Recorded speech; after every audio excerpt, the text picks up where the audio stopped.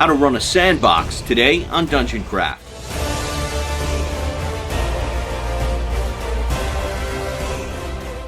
Welcome to Dungeon Craft. I'm Professor DungeonMaster, and this channel is about playing the ultimate game of D&D and other tabletop role-playing games. And I'm Deathbringer.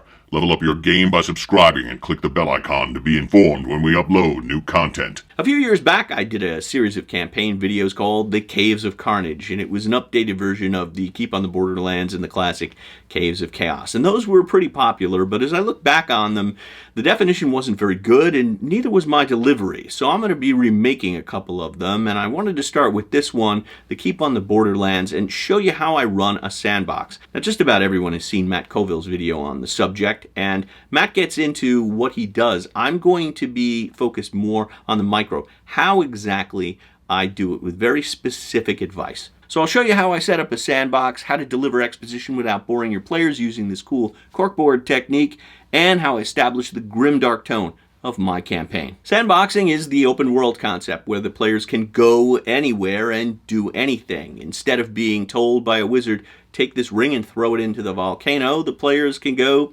wherever they want in Middle-earth. The advantage of this is it gives the players an unparalleled sense of freedom, and it really makes your world seem real, like there are no boundaries. The disadvantage is it requires a lot of pre-planning on the DM's part. They have to design a home base of operations for the player characters and a number of locations which they can explore, and because they're choosing it, the DM needs to be familiar enough with those locations that they can run it with minimal flipping through rule books or looking at their notes. But the cool thing about those locations is once you've designed them, you can kind of turn your brain off, kick back, and coast.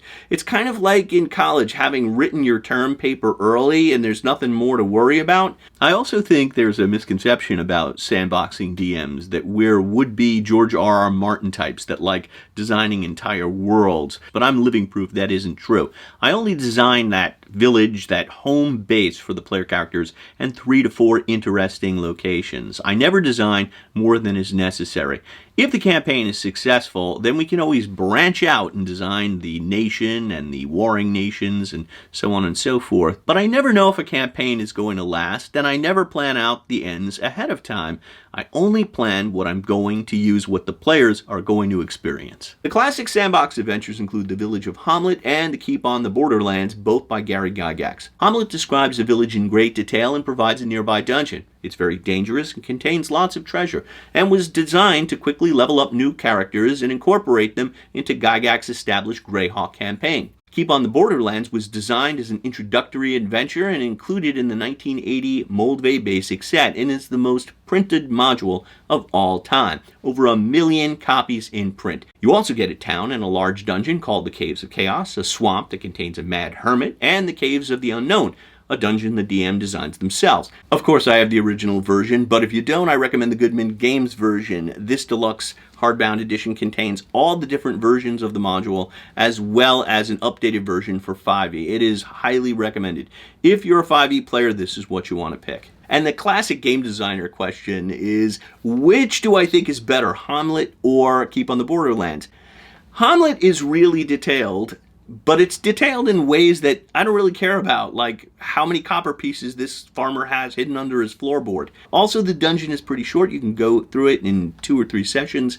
Personally, I prefer the Keep on the Borderlands. Even though no one has names, it's just like, this is the Sergeant-at-Arms, this is the Curate, this is the Castellan.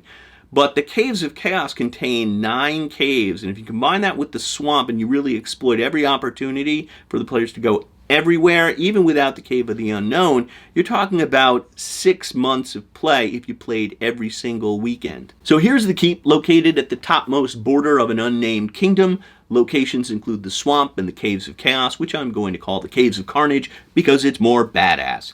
I'm also going to add a small village here called Gromlet, my homage to the village of Hamlet, and you could make it Hamlet if you wanted. The Moat House dungeon is located in a swamp, and you have a swamp right here, so if you want, you can combine these 2 modules together. The character's home base will be in this town, located in the outer bailey of the keep. It's got a tavern, inn, church, provisioner, and everything the characters could want. I added a barber surgeon because in my grimdark world, clerics are few and far between, and a witch's tower. The witch is a sorceress who can serve as a mentor to magic-using player characters. The descriptions aren't very long, but in my opinion, they're still too long for easy reference. I don't like flipping. So, To prepare, I transfer most of the important information into this notebook. On the left side, I have this 3D picture of the keep. On the right, my rewritten bulleted descriptions, and you can get these on my Patreon for just $2. The Caves of Carnage. There are 9 caves. Some contain tribes of monsters, others loners like owl bears and minotaurs. The top level contains an evil cleric who is building an undead army. The tribes are constantly warring against each other, and some have alliances. I detailed each cave in a later episode. Lower caves are easier than the upper caves, and if the player characters visit the tavern, the bartender will tell them to stick to the lower caves at first. We designers call this the soft bumper. It's a gentle hint to do this or not do this thing. One thing this scenario lacks is an introductory encounter. It's just like, boom, you're at a keep. Start talking to people. I do it this way. In the previous Caves of Carnage episode, our heroes escape the goblin prison and they have no armor or weapons. As they wander down the road in the cold rain, they encounter a coach stuck in the mud. The coach belongs to a merchant named Johann Munchberger. He tells them his coach was attacked by brigands.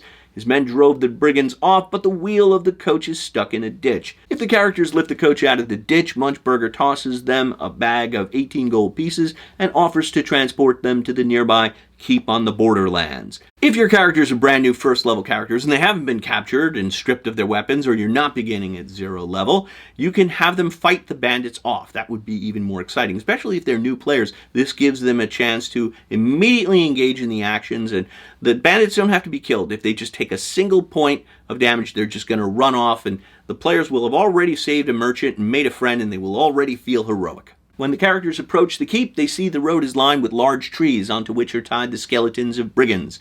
Signs over their head read, "This is what happens to brigands around here." This establishes the grimdark tone of the campaign. When the characters enter, the guards list the rules of the keep. While in the keep, swords must remain in scabbards and bows unstrung.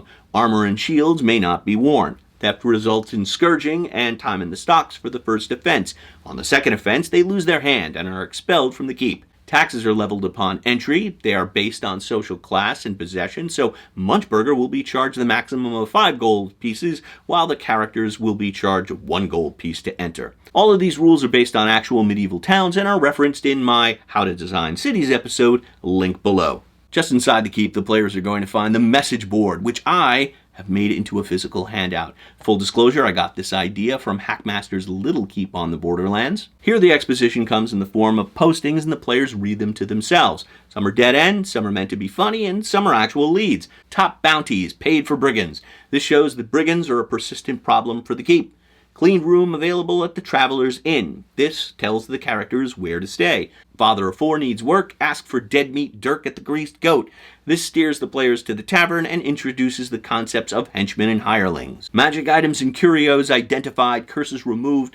Knocked 3 times at the witch's tower. This leads the magic users to the witch, who will take them on as an apprentice, and she is hilarious. See my video, 3 NPCs, link below. The current price for moonstone is 5 gold pieces per ounce. Moonstone are chunks of meteor found in the area. The players will eventually discover the entire Caves of Carnage is one big meteor crater, and veins of moonstone run through the caves. Prolonged exposure to moonstone can result in mutation.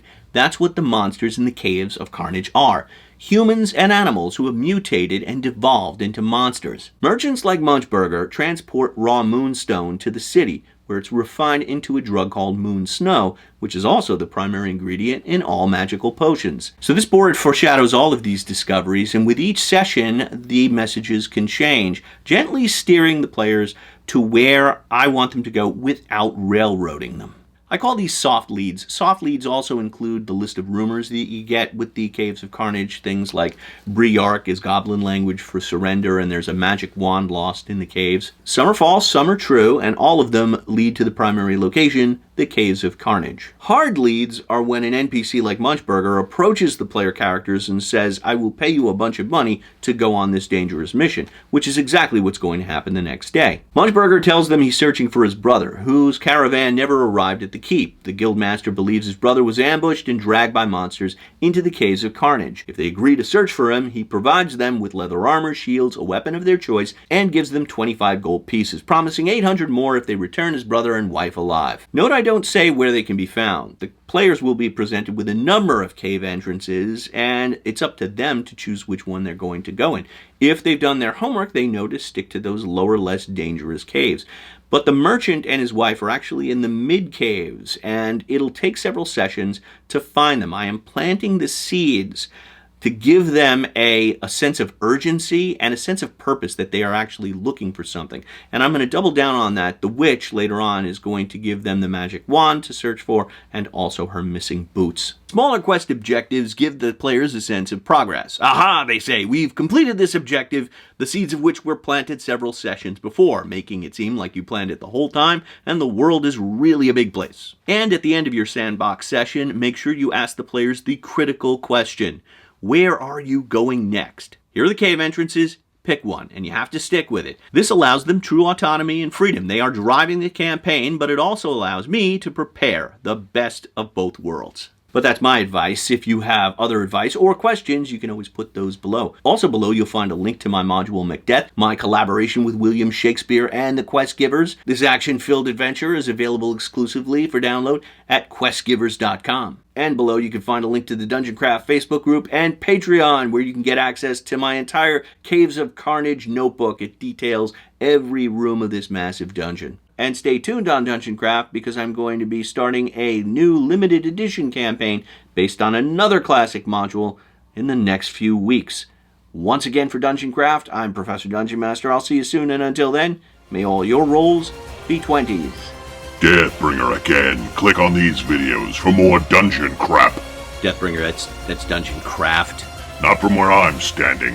Anyway, click on these videos.